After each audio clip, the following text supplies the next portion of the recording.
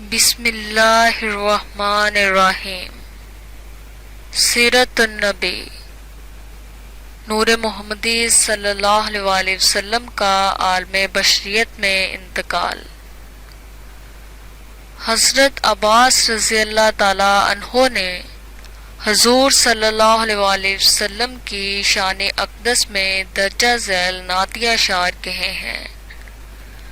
جب حضرت آدم علیہ السلام اور حضرت حوا علیہ السلام اپنے اپنے جسموں کو جنت میں پتوں سے ڈانپ رہے تھے، اس وقت سے بہت پہلے آپ صلی اللہ علیہ وسلم مسرت و شادمانی کے ساتھ ذکر الہی میں مصروف تھے۔ ان کے جنت سے زمین پر اتارے جانے کے بعد آپ بھی ان کے ہمراہ زمین پر تشریف لے آئے، جبکہ آپ صلی اللہ علیہ وسلم نہ تو قبل عظیم بشری صورت میں تھے اور نہ ہی گوشت اور حلق کی حالت میں۔ بشریت کے ظہور کے بعد آپ احسن صورت میں محفوظ مقامات کے اندر ایک سوار کی طرح جلوہ فرما رہے۔ گھوڑے کو لگام لگا کر تیار رکھا ہوا تھا، جس کی اگلی منزل پر پہنچتے اور پچھلی روپوش ہو جاتی۔ آپ صلی اللہ علیہ وسلم کا ہر مسکن ہر قسم کی آلودگی اور خطرات سے محفوظ تھا، جیسے خندقوں اور بلند چٹانوں سے گھرا ہوا ہو، لیکن آپ ان مقامات میں بھی اس کائنات کی زبان بن کر رہے۔ آپ صلی اللہ علیہ وسلم مقدس اسلاب سے پاکیزہ رحام کی جانب منتقل ہوتے رہے۔ جب ایک دور گزرتا تو دوسرا شروع ہو جاتا۔ جب آپ صلی اللہ علیہ وسلم سیدہ آمنہ رضی اللہ تعالی عنہا کی گود میں بزم آرائے جہاں ہوئے تو تشریف آوری کے باعث زمین پر نور ہو گئی اور فضائیں جگمگا اٹھیں۔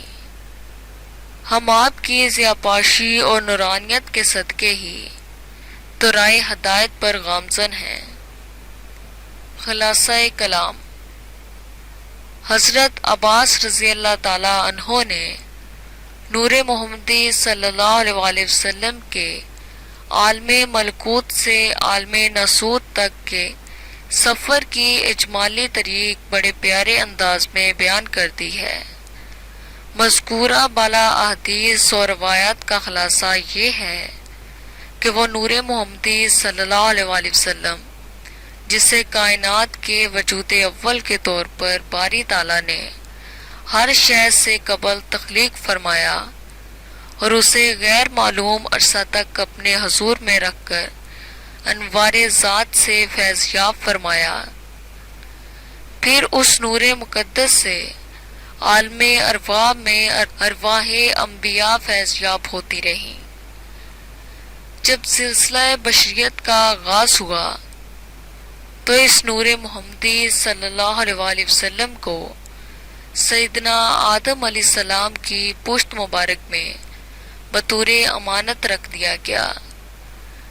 یہاں سے اس عظیم نور کو عالم ملکوت سے عالم بشریت میں منتقل کر دیا گیا اور اس کا ناسوتی سفر شروع ہوا، جو حضرت آمنہ رضی اللہ تعالی عنہ کی مبارک گود پر آ کر اختتام پذیر ہوا۔